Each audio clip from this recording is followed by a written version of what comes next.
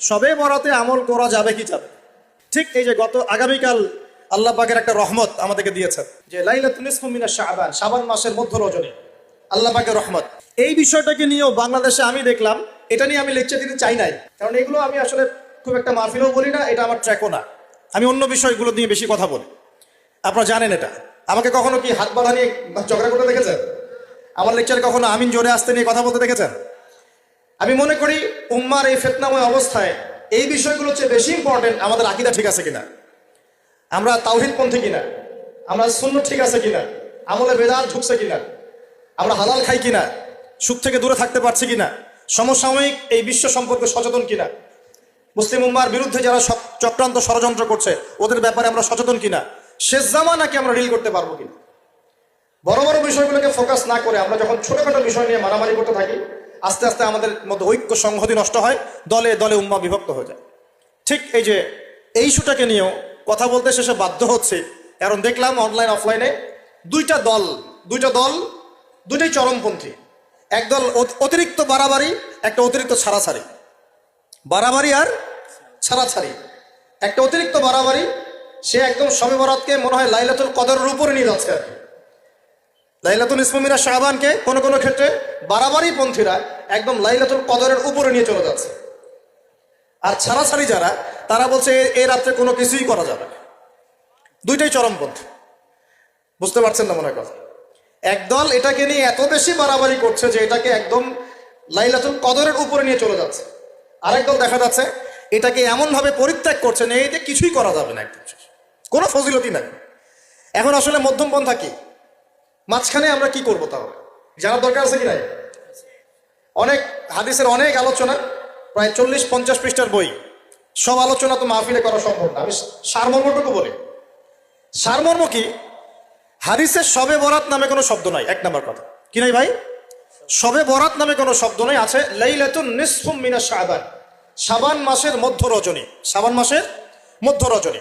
শাবান মাস কি? উত্তর, নবী সাল্লাল্লাহু আলাইহি ওয়াসাল্লাম রমজান মাসের পর যে মাসে রোজা রাখতে বেশি গুরুত্ব দিয়েছেন তার নাম শাবান।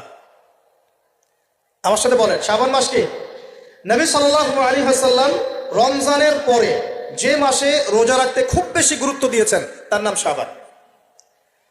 আয়েশা রাদিয়াল্লাহু আনহা তিনি বলতেন যে শাবান মাস আসলে নবী সাল্লাল্লাহু আলাইহি ওয়াসাল্লাম এত বেশি বেশি রোজা রাখতেন যে মনে হতো তিনি রোজা ছাড়বেনই না, সারা মাস রেখে ফেলবেন। বেশি থেকে বেশি রোজা রাখতেন শাবান মাসে। প্রশ্ন হচ্ছে কেন?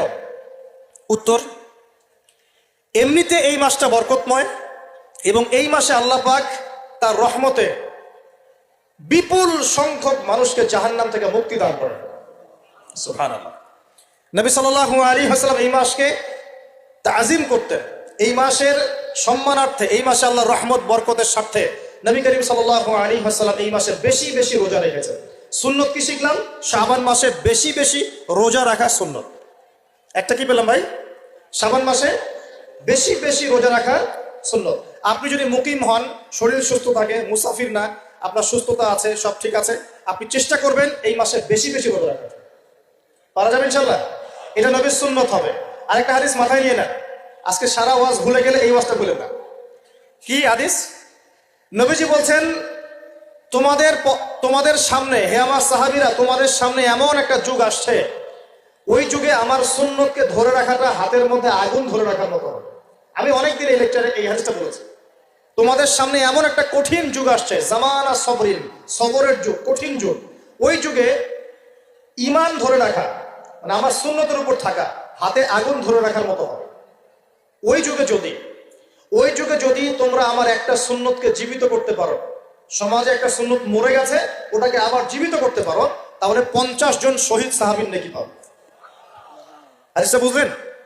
শুধু নেকি না, আপনি 50 জন শহীদ সাহাবীর নেকি পাবেন যখন চলমান সমাজে একটা সুন্নত মিটে গেছে, নাই, মানুষ আমল করছে না, কিন্তু আপনি সেটাকে জীবিত করলেন। পারা যাবে ইনশাল্লাহ? একটা দেখাচ্ছি, যেমন সাহাবীদের যুগে মানুষ মসজিদে ঢুকলে কি করতো জানেন? আগে 2 রাকাত নামাজ পড়তো। কি করতো?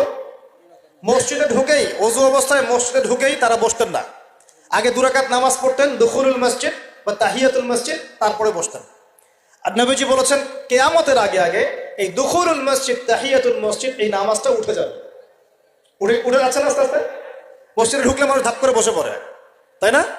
মানুষ ভুলেই গেছে এটা সুন্নত। এখন আপনি যদি এই সুন্নতটাকে আবার জীবিত করতে পারেন, ইনশাল্লাহ 50 জন শহীদ সাহাবীর নেকি পাবেন। সমাজে এখন দাড়ি শেভ করা ফ্যাশন হয়ে গেছে, বুঝছে না? অনেকে শেভ না করলে চাকরি দেয় না, শেভ না করলে কি হয় না, চাকরি পাওয়া যায় না। স্কুলে তো না, কলেজে গিয়ে পড়তে গেলে ক্লাস করতে দেয় না, দাঁড়িয়ে আসে, যাও সব করে আসো, তাই বলে। এখন সমাজ চলছে উল্টা। এখন যদি আপনি নবীর সুন্নতকে আবার জীবিত করতে পারেন, 50 জন শহীদ সাহাবীর নেকি পাবেন। রাতে ঘুমানোর সময় একটা সুন্নত আছে, 33 বার সুবহানাল্লাহ, 33 বার আলহামদুলিল্লাহ, 34 বার কি আল্লাহু আকবার। বহু মানুষই পড়ে না। আপনি যদি পড়তে পারেন, ইনশাআল্লাহ আল্লাহ পাক আপনাকে নেকি দিবেন। সমাজে বহু মানুষ চুল একদম এখন মেসি রোনাল্ডো কাট, তাই না? মেসি কাট আর রোনাল্ডো কাট। আর আমি সিলেট অঞ্চলে দেখে আসছি একদম লন্ডন কাট, 2 পাশ ছিলে মাঝখানে চুল, লন্ডন থেকে শিখে আসছে। এখন চুলেরও কিন্তু সুন্নত আছে, আছে কি নাই? দাড়ির যেমন সুন্নত আছে, চুলের সুন্নত নাই। একদম সামন পিছন সমান করতে পারেন, অথবা যদি চুল নাই থাকে তাহলে চুল মাথা মুন্ডন করেও রাখতে পারেন। অনেক সাহাবীর মাথা মুন্ডিত ছিল। আবার অথবা কানের লতি পর্যন্ত বা কাঁধ বাবড়ি রাখতে পারেন। এটা চুলের সুন্নত হলো কিনা? এখন সমাজের সব মানুষ এই সুন্নতটাকে ভুলে গেছে। আপনি সুন্নত মনে করে রেখেছেন, ইনশাল্লাহ আপনি নেকি পাবেন ইনশাআল্লাহ। এরকম অগণিত সুন্নত আছে, অগণিত, যেগুলো আমাদের সমাজ থেকে আস্তে আস্তে উঠে যাচ্ছে। আমি খুব দুঃখের সাথে বলছি, অনেক মসজিদে ফরজ নামাজ পড়ার পরে আমরা কি করি? একটা মোনাজাত করি, আল্লাহুম্মা আমিন বিরহমাতিকা ইয়া আরহামার রাহিম, ব্যাস উঠে চলে গেলাম, তাই না? উঠে চলে যায় না? তারপর স্যান্ডেল নিয়ে বাইরে চলে গেলাম। অথচ সালাম ফিরানোর পরে একবার বলতে হয় আল্লাহু আকবার, কি বলতে হয়? 3 বার বলতে হয় আস্তাগফিরুল্লাহ আস্তাগফিরুল্লাহ আস্তাগফিরুল্লাহ। বলতে হয় আল্লাহুম্মা আনতাস সালাম ওয়া মিনকাস সালাম তাবারাকতা ইয়া যাল জালালি ওয়াল ইকরাম। একবার পড়তে হয় আয়াতুল কুরসি, 33 বার সুবহানাল্লাহ, 33 বার আলহামদুলিল্লাহ, 33 বার আল্লাহু আকবার, তারপর কালিমা শাহাদা। এরপর সূরা ফালাক একবার, সূরা নাস একবার, ইখলাস একবার। আরো তো অনেক দোয়া আছে, আল্লাহুম্মা লা মানিআ লিমা আ'তাইত ওয়া লা মু'তিয়া লিমা মানা'ত ওয়া লা ইয়ানফা'ু যাল জাদ্দি মিনকাল জাদ। পড়তে হয় আল্লাহুম্মা ইন্নী আউযু বিকা মিনাল হাম্মি ওয়াল হাযান ওয়াল আজজি ওয়াল কাসালি ওয়াল বুখলি ওয়াল জুবন ওয়া দালা'id দাইন ওয়া গালাবাতির রিজাল। পড়তে হয় আল্লাহুম্মা আ'ইন্নী আলা যিকরিকা ওয়া শুকরিকা ওয়া হুসনি ইবাদাতিক। আরো অনেক দোয়া আছে। দেখেন তো, মোনাজাত করেন, আমি তো না করছি না, আমি তর্ক করতে আসি না এখানে, এটা নিয়ে আমি ঝগড়া করতে আসি। কিন্তু এই সুন্নতটা যে উঠে গেল, মোনাজাতটা করে যে মসজিদ থেকে বের হয়ে চলে গেলেন, এই সুন্নতটার উপর আমল কে করবে? এখন সুন্নত উঠে গেল না? আপনি যদি বসে এখন সুন্নতটা প্রতিষ্ঠা করেন, কি পাবেন ইনশাআল্লাহ? এগুলো তো গেল আমলিয়াত।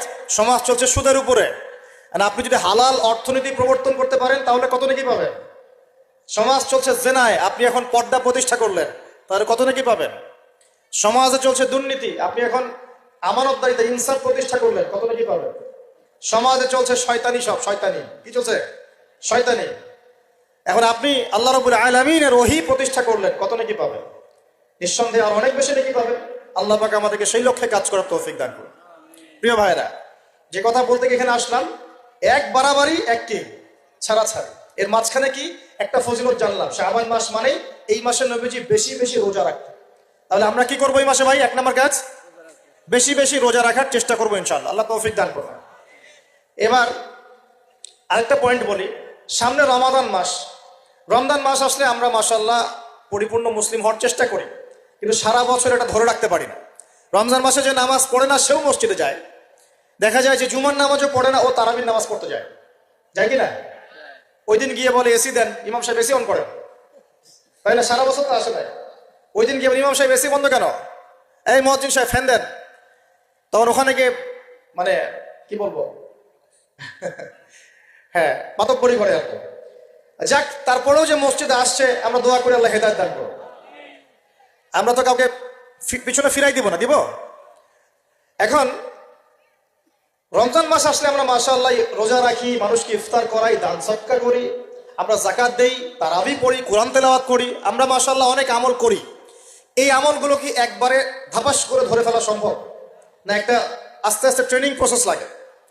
একটা ফ্যান চালু করলে ফ্যানটা কি শুরুতেই ধাপাস করে ঘুরতে শুরু করবে, নাকি আস্তে স্লোলি সে মোমেন্টাম ধরবে? কোনটা? আস্তে আস্তে সে গতি পাবে না, ধীরে ধীরে গতি পাবে। ঠিক শাবান মাসে এত বেশি রোজা রাখা, ইবাদত করার অর্থ কি? যাতে রমজান মাসে আপনি পরিপূর্ণ ইবাদত করতে পারেন। বুঝতে পারছেন কথা? রমজানে গিয়ে তো শুরুতেই সব ইবাদত ধরে ফেলা সম্ভব হবে না। মনে করেন আগামীকাল পহেলা রমজান, আজকে থেকে আপনি সব ইবাদত একসাথে করতে পারবেন? তখন কি আপনি বেগ পেতে হবে। কিন্তু একটা মাস আগে থেকে যদি ট্রেনিং নেন, ইনশাআল্লাহ রমজান মাসে ইজি হয়ে যাবে। এটা একটা কারণ নবী সাল্লাল্লাহু আলাইহি ওয়াসাল্লাম শাবান মাসে বেশি বেশি রোজা রাখতেন, আমল করতেন। আল্লাহ পাক আমাদের সবাইকে শাবান মাসে বেশি বেশি আমল করার তৌফিক দান করুন, যাতে রমজান মাসে গিয়ে আমরা সুবিধা পাই, রমজান মাসের হকটা আদায় করতে পারি। এবার এই মাসে নবী সাল্লাল্লাহু আলাইহি ওয়াসাল্লাম কি বলেছেন একটা হাদিস থেকে আগে বুঝি। এই হাদিসটা সহ অনেক হাদিসে এই একই রকম কথা এসেছে এবং এই হাদিসটা বিশুদ্ধ। এটাকে অস্বীকার করলে হাদিস অস্বীকারী হয়ে যাবে। বাড়াবাড়ি গ্রুপ, ছাড়াছাড়ি গ্রুপ, উভয়ের জন্যই নসিহত। নবী সাল্লাল্লাহু আলাইহি ওয়াসাল্লাম বলেছেন, ইন্নাল্লাহ তাআলা, নিশ্চয় আল্লাহ রাব্বুল আলামিন, লা ইয়াত্তালিউ ফি লাইলাতিন নিসফি মিনাশ শাবান, শাবান মাসের মধ্য রজনীতে আল্লাহ রাব্বুল আলামিন তার রহমতের দৃষ্টি প্রশস্ত করেন। সুবহানাল্লাহ। আল্লাহ পাক শবে বরাত মানে আমরা যেটা বুঝি প্রচলিত অর্থে, লাইলাতুন নিসফি মিনাশ শাবান, শাবান মাসের মধ্য রজনী, যে 15 শাবানের এই যে রজনী, এই রাতে আল্লাহ রাব্বুল আলামিন তার সৃষ্টির দিকে তার রহমতের দৃষ্টিটা প্রশস্ত করে দেখেন, প্রশস্ত করেন। এবং ওয়াগফিরু লিজামিই খালকিহি, আল্লাহ পাক তার সমস্ত সৃষ্টিকে মাফ করে দেন। আল্লাহ পাক কি করেন? তার সমস্ত সৃষ্টিকে কি করেন? মাফ করে দেন। কথাটা ভালো করে বোঝেন। আল্লাহ পাক তার সমস্ত সৃষ্টিকে মাফ করে দেন, ইল্লা, তাদেরকে ব্যতীত। এক, ইল্লা লিমুশরিকিন, এক নাম্বার যে ব্যক্তি মুশরিক, যে শিরক করে আল্লাহর সাথে, যে আল্লাহর সাথে শিরক করে।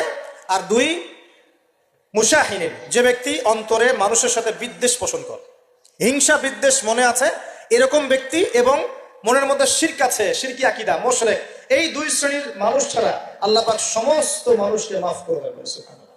তাহলে এই রাতের ফজিলত প্রমাণ হলো কিনা? রাতের ফজিলতটা প্রমাণ হলো কিনা? আচ্ছা, এখন এর ব্যাকআপ আরো অনেকগুলো হাদিস আছে। ওই সবগুলো হাদিসকে একত্রিত করলে এমনই কনক্লুশন আসে। এছাড়াও আরো কিছু দুর্বল হাদিস আছে, এগুলো দুর্বল, সনদগতভাবে অন্যান্যভাবে দুর্বল। ওখানে আরো কিছু পয়েন্ট পাওয়া যায় যে আর কাকে কাকে আল্লাহ পাক মাফ করেন না। সবাইকে তো মাফ করেন, আর কাকে কাকে করেন না। এই হাদিসে দুটো পেয়েছি, এটা একদম অকাট্য। এটা হলো মুশরিক, আল্লাহ পাক মাফ করেন না। দুই, যে অন্তরে হিংসা বিদ্বেষ পোষণ করে, হিংসা বিদ্বেষ আছে, এদেরকে আল্লাহ মাফ করেন না। আরো কিছু দুর্বল বর্ণনা থেকে পাওয়া যায়, এটা দুর্বল বর্ণনা, কিন্তু জেনে রাখতে তো সমস্যা নাই। সমস্যা আছে? আর পাপ তো পাপি, দুর্বল হাদিসে আসুক আর কঠিন হাদিসে আসুক, পাপ তো পাপি নাকি? পাপ ছাড়তে কোনো সমস্যা আছে? তো তৃতীয় এক শ্রেণীর নাম পাওয়া যায়, যারা হচ্ছে আত্মহননকারী, নিজেরা নিজেদেরকে আত্মহত্যা করেছে, এদেরকে আল্লাহ মাফ করে। আত্মহনন বোঝেন কিনা? আত্মহত্যা যারা করে, আত্মহনন, এটা একটা শ্রেণী পাওয়া যায়। 4 নম্বর একটা পাওয়া যায় আত্মীয়তার সম্পর্ক ছিন্নকারী, আত্মীয়তার সম্পর্ক ছিন্নকারী। 5 নম্বর একটা পাওয়া যায়, সেটা হলো মাদক দ্রব্য সেবনকারী। মাদক দ্রব্য সেবনকারী, যুবকরা খুব ভালো করে শোনায়, মাদক দ্রব্য সেবনকারী আল্লাহ সবাইকে মাফ করেন, মাফ করছে না। আরেকটা পাওয়া যায়, সেটা হলো যারা জেনার পাপে লিপ্ত আছে। কিসের পাপে ভাই? জেনার পাপ। এরকম আর কিছু ব্যাকআপ পাওয়া যায়, কিন্তু এগুলোর বর্ণনা দুর্বল। বর্ণনা কি? দুর্বল, কিন্তু পাপ তো পাপই নাকি? এই পাপগুলো তো পাপ, এই পাপগুলো করলে কি আল্লাহ খুশি হন? অকাট্য সহি থেকে পাওয়া যায় এই দুইটা, মুশরিক এবং মুশাহিদ, যারা শিরক করে, অন্তরে বিদ্বেষ পোষণ করে, আল্লাহ পাক এদেরকে মাফ করেন। এখন আগে জানি শিরক থেকে কিভাবে বাঁচবো, শিরক কি এবং কেন, তারপরে জানবো হিংসা বিদ্বেষ, তারপরে আমরা যাব এই রাতটা আমরা কি করতে পারি। মনে রাখবেন, আমল করতে হবে 3টা বিষয় খেয়াল রেখে। কয়টা বিষয় ভাই? আমল করতে হবে 3টা বিষয় খেয়াল রেখে। এক, আমল করতে হবে একমাত্র আল্লাহ পাকের সন্তুষ্টির জন্য। 1 নম্বর কি বলেন? এক আল্লাহর সন্তুষ্টির জন্য, কারো সন্তুষ্টির জন্য না, কারো জন্য না, শুধু কার জন্য? দলিল হচ্ছে ইন্নাস সালাতি ওয়া নুসুকি ওয়া মাহইয়ায়া ওয়া মামাতি লিল্লাহি রাব্বিল আলামিন ফাসাল্লি লিরাব্বিকা ওয়ানহার। 2, আমল হতে হবে একমাত্র নবী সাল্লাল্লাহু আলাইহি ওয়াসাল্লামের সুন্নাত মোতাবেক। কার সুন্নাত মোতাবেক? নবী এবং সাহাবীদের সুন্নতের সাথে মেলে না, সেই আমল করা যাবে না। নবী এবং সাহাবীদের সুন্নতের সাথে মেলে না, সেই আমল করা যাবে না। 3 নাম, আমলটা যত সুন্দরী মনে হোক, আমলটা যত সুন্দরী মনে হোক আর যত মানুষই করুক, যত মজাদার মনে হোক না কেন, নবী করেন নাই, সাহাবীদের থেকে প্রমাণ নাই, আমল করব না। করলে বেদাত হয়ে যাবে। কি হবে? বেদাত হয়ে যাবে। আর 3 নাম্বার হচ্ছে আমলগুলো করার আগে অবশ্যই আপনার রিজিকটাকে হালাল করতে হবে। কি করতে ভাই? ব্যাস এই তিনটা শর্ত পূরণ করে আমল করলে ইনশাআল্লাহ তাআলা আমরা জান্নাতে যাবো। ইনশাআল্লাহ আমরা আশাবাদী আল্লাহ পাক আমাদেরকে জান্নাত দিবেন ইনশাআল্লাহ। আল্লাহ পাক এক রাতে রহম করে সমস্ত মাখলুক সৃষ্টিকে মাফ করে দিচ্ছেন, শুধু শিরক এবং হিংসা বিদ্বেষ পোষণকারীকে মাফ করছেন না। বুঝতে হবে এই পাপ দুটো কত